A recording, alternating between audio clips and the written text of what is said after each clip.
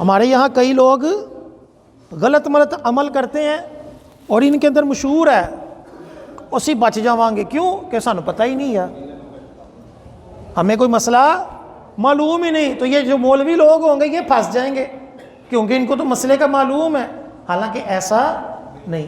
قرآن نے کیا کہہ دیا؟ جس مسئلے کا تمہیں معلوم نہیں وہ کیا کرو؟ اہل علم سے پوچھو۔ جہالت جو ہے یہ کوئی عذر نہیں ہے۔ بندہ کسی کو گولی مار کر جج کو کہ جج صاحب مجھے تو نہیں پتا تھا کہ گولی مارنے سے بندہ مر جاتا ہے، تو جج چھوڑ دے گا کہ چل یار تجھے پتہ ہی نہیں تھا؟ ایسا نہیں ہوتا۔ جج یہ کہے گا کہ تمہیں کیوں نہیں پتا بھائی، کون سی دنیا میں رہتے ہو؟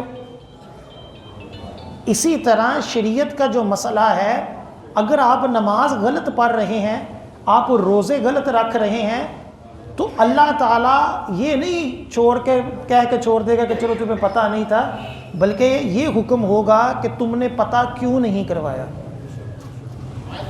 کاروبار پیسہ کمانے کا ہمیں سارے طریقے ہیں، شریعت کے مسائل کے طریقے معلوم نہیں ہیں۔ اسی طرح اللہ تعالیٰ نے قرآن پاک میں ارشاد فرمایا، یا ایھا الذین آمنوا اطیعوا اللہ واطیعوا الرسول واولی الامر منکم۔ اللہ فرماتا ہے کہ اللہ کی پیروی کرو، رسول کی پیروی کرو، اور اولی الامر، اس کے تحت مفسرین نے فرمایا کہ اللہ اور رسول کے بعد جس کی پیروی کا حکم ہے، جس کو قرآن پاک میں اولی الامر کہا ہے، اس سے مراد علماء اور نیک حکمران ہے، کہ جو نیک حکمران حکم دیں اس کی کیا کرو؟ پیروی کرو۔ ایک ہے کہ ظالم یا فاسق حکمران گناہوں کے کاموں کا حکم دیتے ہیں، خلاف شرع قانون بناتے ہیں، تو ان کی پیروی نہیں کی جائے گی۔ اسی طرح والدین اگر قرآن و حدیث کے خلاف کوئی قانون یا کوئی حکم دیتے ہیں تو اس کی پیروی نہیں کی جائے گی۔ تو پیروی کس چیز کی ہوگی؟ کہ جو عالم، جو حکمران ہمیں شریعت کے مطابق حکم دیں تو ہم نے کیا کرنا ہے؟ اس کی پیروی کرنی ہے۔ یہ پیروی شریعت نے، قرآن نے ہمارے اوپر کیا کی؟ اللہ اور رسول کے بعد ان کی پیروی کا ہمیں حکم دیا۔ پھر اللہ تعالیٰ تقلید کے حوالے سے جو موضوع چل رہا ہے کہ تقلید کی شرعی حیثیت، اس کے اوپر تیسری آیت بطور دلیل میں پیش کرتا ہوں۔ اللہ تعالیٰ ارشاد فرماتا ہے، وَمَا كَانَ الْمُؤْمِنُونَ لِيَنْفِرُوا كَافَّةً فَلَوْلَا نَفَرَ مِنْ كُلِّ فِرْقَةٍ مِّنْهُمْ طَائِفَةٌ لِيَتَفَقَّهُوا فِي الدِّينِ وَلِيُنذِرُوا قَوْمَهُمْ اِذَا رَجَعُوا إِلَيْهِمْ لَعَلَّهُمْ يَحْذَرُونَ کہ مسلمانوں سے یہ تو نہیں ہو سکتا کہ سب نکلیں، کہ سب دین سیکھنے نکل جائیں، ایسا نہیں ہو سکتا۔ یہ قرآن فرما رہا ہے کہ میں اگر یہ کہوں کہ آؤ جی ابھی ہم سب جو ہے وہ قرآن و حدیث کا علم سیکھنے، درس نظامی کرنے چلتے ہیں، ہم عالم مفتی کورس کرنے چلتے ہیں، تو ایسا نہیں ہو سکتا۔ آپ میں سے کوئی کہے گا کہ میں نے جو ہے وہ گھر جانا ہے، کوئی کہے گا کہ میرے والدین ہی میرے آسرے پہ ہیں، کوئی کہے گا کہ میرے سوا میرے بچوں کا پالنے والا کوئی نہیں۔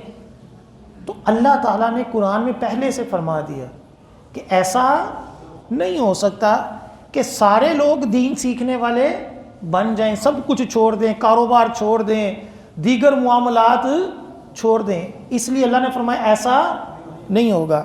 پھر کیا کریں؟ اللہ تعالیٰ نے فرمایا کہ ان میں سے ہر گروہ میں سے ایک جماعت نکلے۔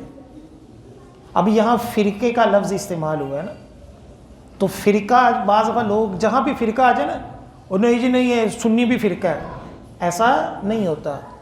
فرقہ لفظ جو ہوتا ہے یہ ان کے لیے معیوب ہے کہ جس کے عقائد غلط ہوں۔ ہم اگر کہتے ہیں کہ ہم اہل سنت گروہ ہیں یا اہل سنت فرقہ ہیں تو یہ ہمارے لیے معیوب نہیں، کیونکہ ہم تو الحمدللہ قرآن و سنت کے مطابق صحابہ کو ماننے والے، اہل بیت کو ماننے والے ہیں۔ تو اللہ فرماتا ہے کہ سارے تم نکل جاؤ، ایسا نہیں ہو سکتا، لیکن ایسا تو ہو سکتا ہے کہ تم میں سے کچھ لوگ دین کے لیے کیا کریں؟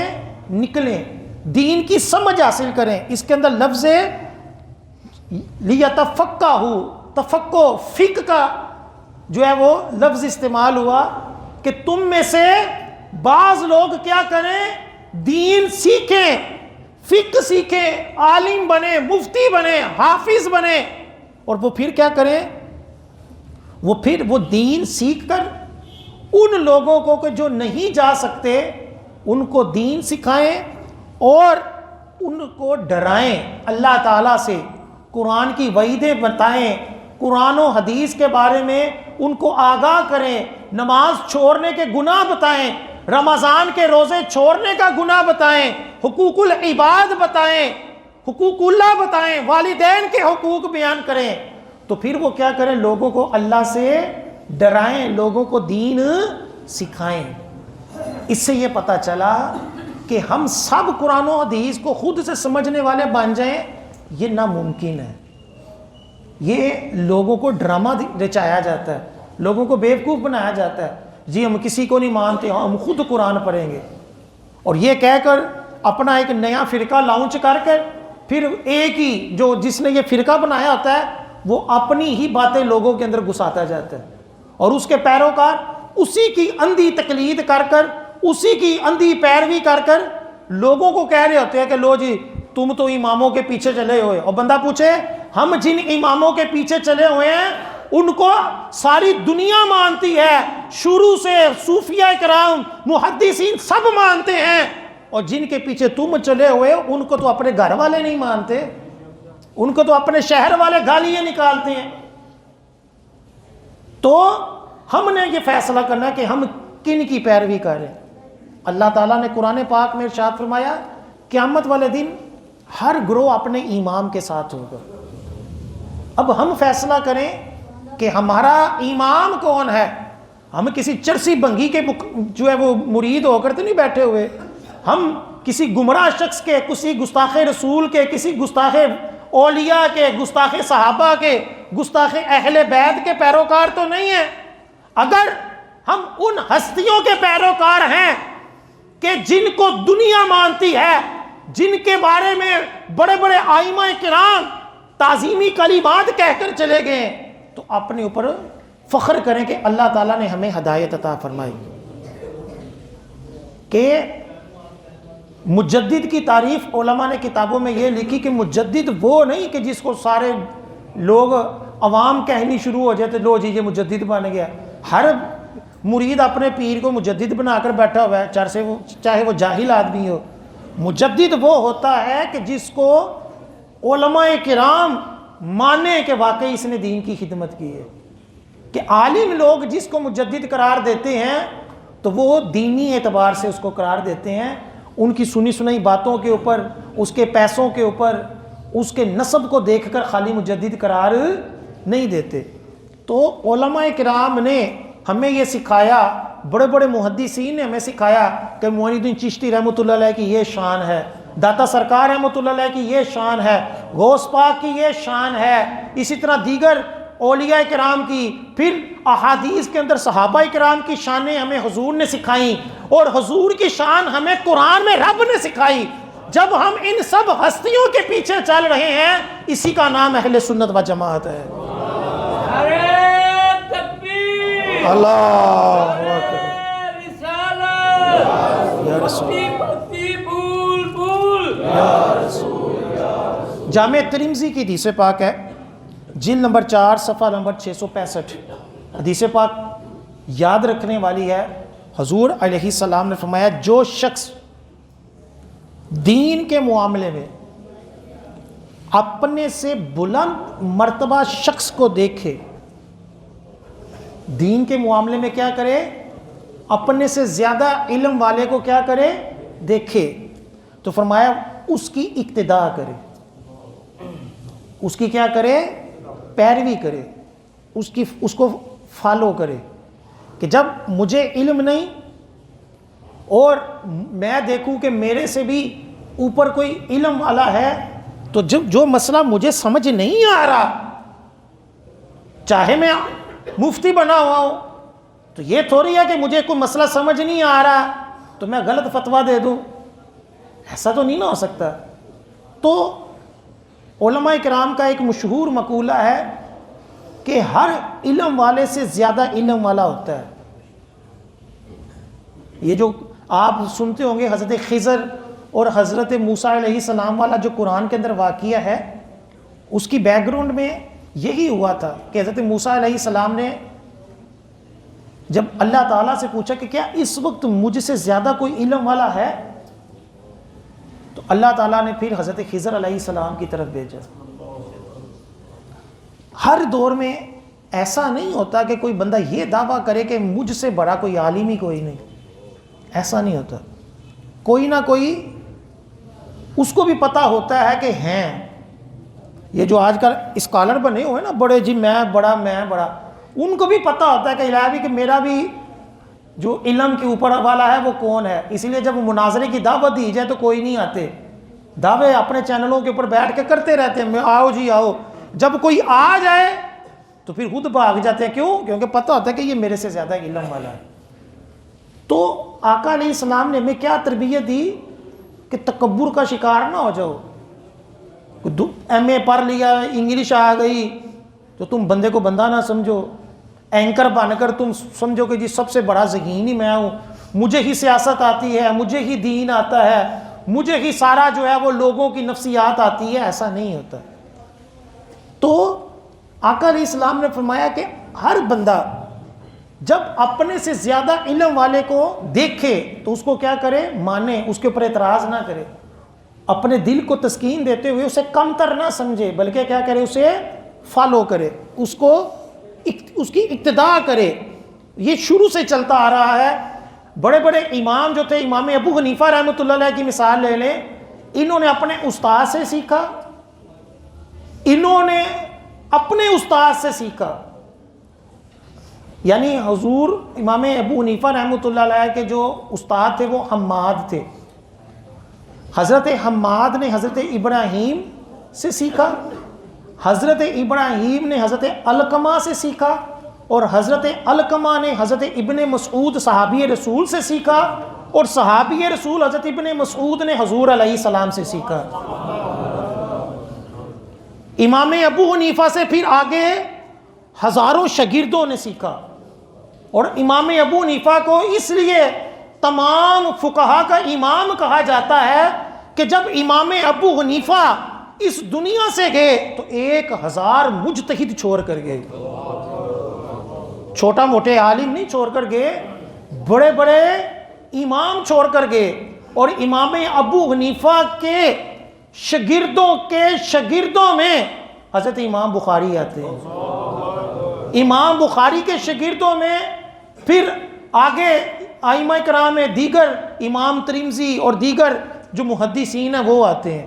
یعنی آج جن لوگوں کے ہم قصیدے پڑھتے ہیں، انہوں نے یہ کبھی نہیں دعویٰ کیا کہ جی میں خود سے ہی سارا کچھ بن گیا، گھر بیٹھ کر 2-4 کتابیں پڑھ کر. نہیں، آپ بڑے بڑے اماموں کی تاریخیں اٹھا کر دیکھ لیں، انہوں نے ایک وقت کے اندر کئی علماء سے فیض حاصل کیا، اور بعضوں نے 500-600 استادوں سے دین حاصل کیا. یہ آج کے دور میں ہمیں پتہ نہیں کیا ہو گیا ہے. 2-4 کوئی ترجمے پڑھ لیے تو ہم کہتے ہیں ہمیں پتہ نہیں کیا دین آ گیا، ہمیں بڑا کچھ آ گیا. یہ تو تکبر تو ان لوگوں کو بھی نہیں آیا جن کی کتابیں ہم پڑھ کر فخر کرتے ہیں. ان مصنفین نے بھی عاجزی اختیار کرتے ہوئے یہ حدیث پاک کے پر عمل کیا کہ گود سے گور تک علم حاصل کرو، کہ پیدا ہونے سے لے کر مرنے تک علم حاصل کرو. علم کبھی ختم نہیں ہوتا. علماء صوفیہ لکھتی ہیں کہ جب یہ بندہ یہ دعویٰ کرے نا اب مجھے علم کی ضرورت نہیں، میں پورا ہو گیا ہوں، تو فرمایا اب اس کو ضرورت شروع ہو گئی. تم نے یہ کیوں کہا کہ مجھے علم کی ضرورت نہیں؟ اسی طرح حضور صلی اللہ علیہ وسلم نے فرمایا، ابو داؤد شریف کی حدیث پاک ہے، جلد نمبر 1 صفحہ نمبر 145، آقا علیہ السلام نے فرمایا اگر وہ نہیں جانتے تو پوچھتے کیوں نہیں؟ اگر کسی مسئلے کا معلوم نہیں تو پوچھتے کیوں نہیں؟ پھر آقا علیہ السلام نے بڑا پیارا جملہ ارشاد فرمایا کہ جہالت کی شفا جہالت کیا ہے؟ ایک مرض ہے، ایک بیماری ہے۔ تو آقا علیہ السلام نے فرمایا جہالت کی شفا سوال کرنا ہے۔ جس مسئلے کا علم نہیں اس کا کیا کرو؟ سوال کرو، پوچھو۔ اسی طرح امام بخاری کے استاد ہیں امام ابن شیبہ، وہ اپنی مصنف کے اندر روایت نقل کرتے ہیں کہ حضرت ابن عباس رضی اللہ تعالی عنہ سے جب کسی مسئلے سے بارے میں سوال کیا جاتا، صحابی رسول سے حضرت ابن عباس سے جب کوئی سوال کیا جاتا تو آپ اس کا جواب کیسے دیتے تھے؟ فرماتے ہیں کہ سب سے پہلے اگر قرآن میں اس کا جواب ہوتا تو وہ قرآن سے جواب دیتے تھے، اگر قرآن میں نہ ہوتا تو حضور علیہ السلام کے فرمان سے اس کا جواب دیتے تھے۔ اب سنیں، یہ صحابی رسول کا عمل ہے، بڑی اہم حدیث پاک میں بیان کر رہا ہوں، امام بخاری کے استاد نقل کر رہے ہیں کہ قرآن میں بھی نہیں ہے اور حدیث میں بھی نہیں ہے۔ تو اب صحابی رسول حضرت ابن عباس کیا کرتے تھے؟ تو کتاب میں لکھا ہوا ہے کہ جب قرآن میں بھی نہ ہوتا، حدیث میں بھی نہ ہوتا، تو جو حضرت ابو بکر صدیق اور حضرت عمر فاروق نے فرمایا ہوتا اس کے مطابق فتویٰ دیتے تھے۔ حالانکہ خود صحابی ہیں، لیکن کیا تھا؟ سرکار کا فرمان کے اوپر عمل کرتے ہوئے کہ اپنے سے اوپر والے کی پیروی کرو۔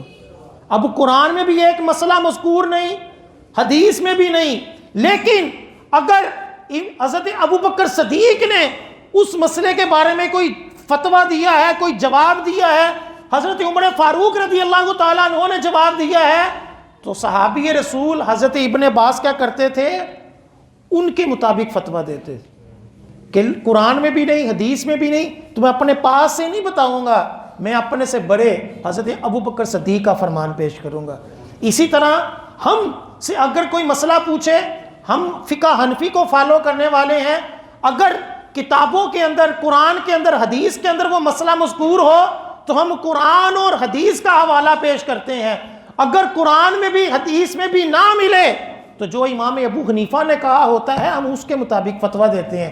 ایسا نہیں ہوتا کہ امام ابو حنیفہ نے قرآن و حدیث کے خلاف ہی کوئی فقہ بنا دی ہے جس کو ہم پیروی کر رہے ہیں، ایسا نہیں، بلکہ کیا ہوتا ہے؟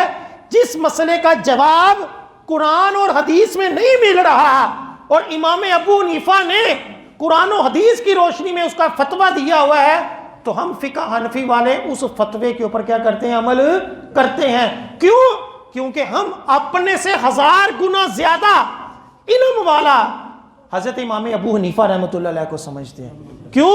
کیونکہ ان کو سارے صوفیوں نے، بڑے بڑے صوفیوں نے اپنا امام کہا، ان کو بڑے بڑے محدثین نے اپنا امام کہا، ان کو بڑے بڑے مجتہدین نے اپنا امام کہا۔ امام شافعی نے فرمایا کہ ہم سب فقہ کے اندر امام ابو حنیفہ کے بچے ہیں۔ اسی طرح طبرانی اوسط کی حدیث پاک ہے، حضرت ابن عباس رضی اللہ تعالی عنہ فرماتے ہیں کہ حضرت عمر فاروق نے جابیہ ایک مقام پر خطبہ دیا اور فرمایا، اے لوگو، جو قرآن کے بارے میں کچھ پوچھنا چاہتا ہو تو وہ ابی بن کعب رضی اللہ تعالی عنہ کے پاس جائے۔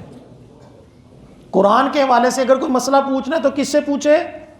حضرت ابی بن کعب، کہ ان کو قرآن کے اوپر بڑی مہارت تھی، ان سے پوچھے۔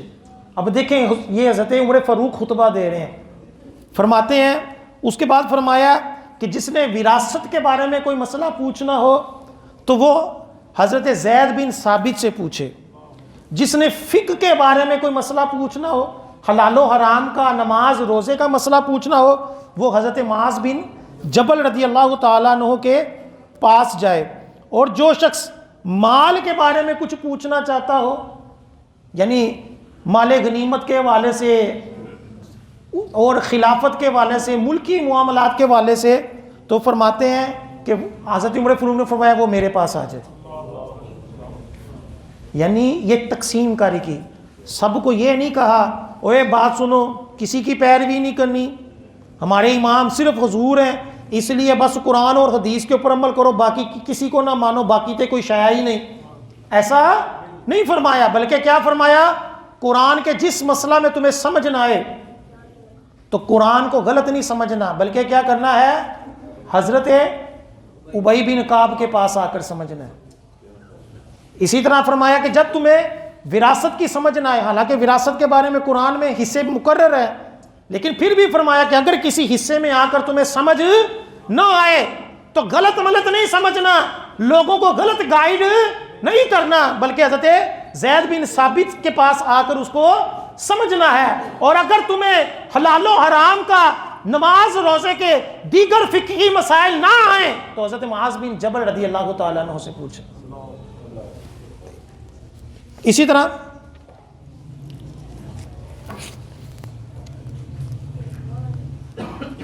صحابہ کرام علیہم رضوان جو تھے وہ بھی، جس طرح ہم فقہ حنفی کو فالو کرنے والے ہیں تو ہم فقہ حنفی ہی کو فالو کرتے ہیں۔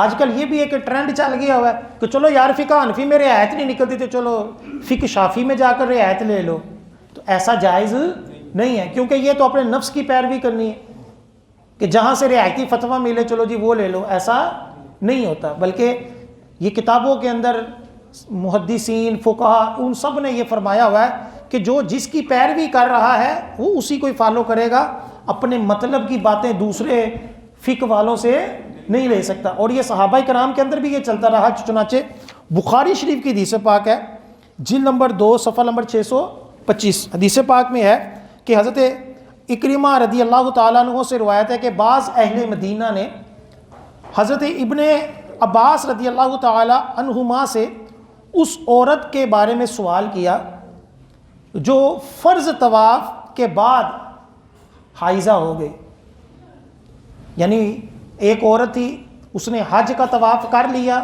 اس کے بعد اس کو حیض آ گیا۔ تو آپ کو پتہ ہوگا کہ جو حج کے بعد ایک طواف وداع بھی ہوتا ہے کہ جو باہر کے ملک سے آئے ہوں انہوں نے کیا کرنا ہوتا ہے، وہ طواف وداع رخصتی والا بھی طواف کرنا ہوتا ہے، جو اس کے اوپر کیا ہے، یہ واجب ہے۔ تو اب سوال یہ ہوا کہ عورت نے فرض طواف کر لیا، اب مکے سے گھر جانا تھا لیکن آخری طواف ابھی رہتا ہے، تو اب اس کو حیض آ گیا، ناپاک ہو گئی، تو وہ کیا کرے؟ تو حضرت ابن عباس رضی اللہ تعالی عنہ نے فرمایا کہ وہ طواف وداع کے بغیر جا سکتی ہے، طواف وداع کے بغیر جا سکتی۔ اب یہ پوچھنے والے کون تھے؟ یا صحابہ تھے یا تابعین تھے؟ تو صحابہ اور تابعین بھی اپنی مرضی کے مطابق قرآن و حدیث کو نہیں سمجھتے تھے کہ جو سمجھ آیا اس کے اوپر عمل کر، بلکہ کیا کرتے تھے، اپنے سے بڑے فقیہ صحابہ جو ہوتے تھے ان سے پوچھتے تھے۔ تو انہوں نے پوچھا کہ اس کے کیا حکم ہے؟ تو حضرت ابن عباس رضی اللہ تعالی عنہ نے فرمایا کہ وہ عورت جو ہے بغیر طواف وداع کیے گھر جا سکتی۔ اب سنیں، بخاری شریف کی حدیث پاک ہے، تو اہل مدینہ نے کہا کہ ہم آپ کے اس فرمان پر کہ آپ کہتے ہیں کہ جا سکتی ہے، تو حضرت زید بن ثابت تو کہتے ہیں نہیں جا سکتی، آپ تو یہ کہہ رہے ہیں کہ جا سکتی ہے لیکن حضرت زید بن ثابت کہتے ہیں نہیں جا سکتی، لہٰذا ہم اپنے امام کا قول نہیں چھوڑیں گے، ہم مدینے والے جو حضرت زید بن ثابت نے کہا ہے اس کو فالو کریں گے۔ تو یہ صحابہ کرام بھی جو تھے، اور یہ آپ کو معلوم ہونا چاہیے کہ مکہ کے اندر جو تھے دو بڑے فقیہ تھے، ایک حضرت عباس رضی اللہ تعالیٰ، حضرت ابن عباس رضی اللہ تعالیٰ عنہ، اور دیگر بھی کئی صحابہ تھے، لیکن بڑے کون تھے؟ حضرت ابن عباس۔ اور مدینہ کے اندر جو تھے وہ حضرت ابن عمر تھے، حضرت ابن عمر تھے جو بہت بڑے فقیہ تھے، جو فتویٰ دیتے تھے اہل مدینہ ان کو مانتے تھے۔ اسی طرح حضرت زید بن ثابت، اس طرح یہ تقسیم کاری ہے۔ اور یمن کے اندر حضرت معاذ رضی اللہ تعالیٰ عنہ تھے، کوفہ کے اندر حضرت ابن مسعود رضی اللہ تعالیٰ عنہ تھے۔ تو یہ صحابہ کرام مختلف شہروں کے اندر بڑے بڑے مفتی تھے کہ سارا اہل علاقہ، ان میں صحابہ بھی تھے، ان میں تابعین بھی تھے، لیکن فتویٰ دینے والے وہ کون ہوتے تھے؟ ایک صحابی ہوتا تھا جس کی ساری کیا کرتے تھے؟ پیروی کر۔ اور یہ بخاری شریف کی حدیث پاک تقلید شخصی کے اوپر دلیل ہے کہ دیکھیں اب ایک صحابی نے فرما دیا اور مسئلہ بھی آسان تھا کہ ٹھیک ہے جی بغیر طواف وداع کیے عورت جا سکتی ہے، لیکن وہ مدینے والوں نے کیا کہا کہ ہم آپ کے قول کے اوپر عمل نہیں کریں گے، ہم حضرت زید بن ثابت کے قول کو لیں گے کیونکہ ہمیں وہ وہی یہ فتویٰ دیتے ہیں۔ اس کو کہتے ہیں کہ اپنے امام کی بات کو نہ چھوڑنا۔ کیوں؟ کیونکہ ان کا یہ نظریہ تھا کہ انہوں نے بھی قرآن و حدیث کی روشنی میں ہی یہ فتویٰ دی ہے۔ اس لیے اعلیٰ حضرت علیہ رحمہ نے فرمایا ہے، اور امام ابو حنیفہ کا بھی یہ قول ہے، کہ ہم جب اختلاف کرتے ہیں فقہائے کرام، امام مالک، امام شافعی، امام احمد بن حنبل، یہ جب آپس میں اختلاف کرتے ہیں کسی ایک مسئلے کو سمجھنے کے لیے، تو آپ فرماتے ہیں کہ حق ایک ہی ہے، حق ایک، مسئلہ ایک ہی ٹھیک ہے۔ اب وہ کون سا مسئلہ ٹھیک ہے، اس کا فیصلہ قیامت والے دن نہیں ہوگا، یعنی قیامت والے دن ہی یہ فیصلہ ہوگا کہ رفع یدین کرنا سنت تھی یا نہیں تھی، آمین اونچی کہنی سنت تھی یا نہیں تھی، یہ قیامت سے پہلے فیصلہ نہیں ہو سکتا، کیونکہ دلائل ہر طرف ہیں۔ آج جس طرح کئی مولوی فرانڈیے قرآن اٹھا کر کہتے ہیں میرا قرآن سرتے ہے، یہ رفع یدین سنت ہی ہے، یا قسمیں کھا کھا کر کہتے ہیں کہ جی تقلید جائز نہیں ہے، یہ تو بہت بڑی جرت ہے۔ یہ چیزیں، یہ اختلاف جو بڑے بڑے آئمہ میں چلتا رہا، بڑے بڑے صوفیہ میں چلتا رہا، انہوں نے کبھی قرآن اٹھا کر اتنی بڑی بات نہیں کہی، تو ہم کون ہوتے ہیں فیصلہ کرنے؟ تو امام ابو حنیفہ نے یہ فرمایا ہے کہ یہ فیصلہ تو قیامت والے دن ہوگا، لیکن ایسا نہیں ہوگا کہ جو رفع یدین نہیں کرتے رہے بالفرض اگر یہ پتہ چل جائے رفع یدین سنت تھا تو کیا ان کو سزا ملے گی جو رفع یدین نہیں کرتے تھے؟ نہیں، بس اتنا فیصلہ ہو جائے گا کہ سنت یہ تھی، لیکن تم سب نے اپنے اپنے امام کی پیروی میں قرآن و حدیث کو سمجھنے کی کوشش کی، اس لیے کسی کو کوئی سزا نہیں ملے گی۔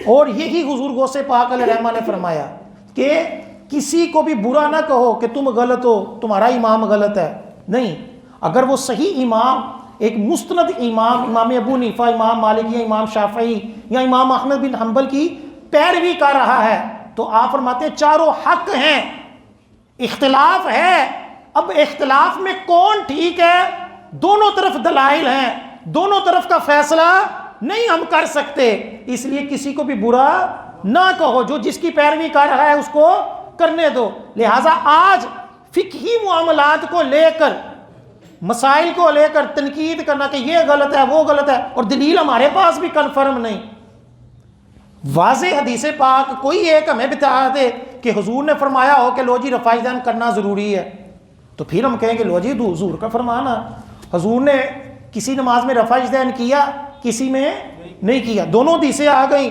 دو اماموں نے رفع یدین کو سنت کہہ دیا، دو اماموں نے رفع یدین کو سنت نہیں کہا، دونوں بڑے امام ہیں، دونوں کے پاس حدیثیں ہیں، دلائل ہیں، اسی طرح دیگر فقہی مسائل ہیں۔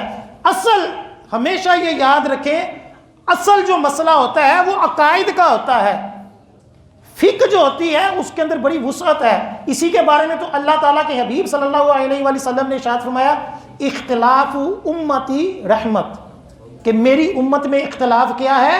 رحمت ہے۔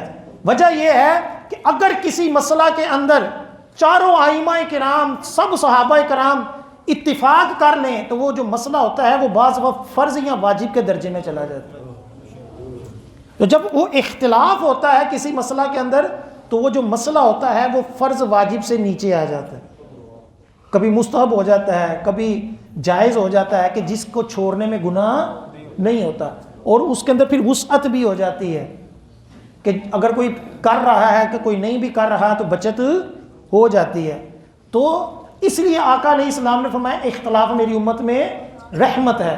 ہم اس اختلاف کو فرقے بنا لیتے ہیں، لو جی یہ شافعی ہونا فرقہ ہو گیا، لو جی یہ حنبلی ہونا فرقہ ہو گیا، ایسا نہیں، یہ سب عقائد کے اعتبار سے کون تھے؟ اہل سنت تھے۔ حنفی، شافعی، چشتی، قادری، سہروردی یہ کوئی فرقہ واریت نہیں ہے، یہ سب اہل سنت کے افراد ہیں، اہل سنت کا ایک حسن ہے، اہل سنت کی نہریں ہیں کہ جس کا فیض جو ہے وہ قرآن و حدیث سے چل رہا ہے۔ کوئی اونچی آواز میں ذکر کرتا ہے، کوئی خفی کر ذکر کرتا ہے، کسی کا ذکر کرنے کا انداز کوئی اور ہے، کسی کی نماز پڑھنے کا انداز کوئی اور ہے، کوئی کسی طرح اللہ کو یاد کر رہا ہے، کوئی کسی طرح حضور کی سنتوں کے اوپر عمل کر رہا ہے۔ اور کئی بزرگوں نے تو کہا کہ اللہ تعالیٰ کو اپنے محبوب کی ہر ادا اس قدر پسند ہے کہ ہر فقہ کے اندر کوئی نہ کوئی حضور کی کسی ادا کو ادا کر رہا ہے۔ رفع ذہن حضور نے کیا وہ بھی حدیثیں ہیں، رفع ذہن نہیں کیا وہ بھی حدیثیں ہیں۔ اب کوئی رفع ذہن کر کے بھی حضور کی سنت کو ادا کر رہا ہے اپنے طور پر، کوئی رفع ذہن نہ کر کے بھی سنت کو ادا کر رہا ہے، اور پڑھی تو حضور نے دونوں طرح سے ہی ہے نا۔ اس لیے یہ ایک وسعت ہے جس کو اللہ تعالیٰ نے رحمت بنایا، اس کے اوپر کوئی اعتراض کرنا یا اس کے اعتراض کو کر لوگوں کو نئے نئے فرقوں کے اندر لے کر جانا یہ جہالت ہے۔ اللہ تعالیٰ ایسے لوگوں سے پناہ عطا فرمائے، آمین ثم آمین۔ ابھی اذان ہوگی، اس کے بعد آپ سنتے پڑھ لیجئے گا۔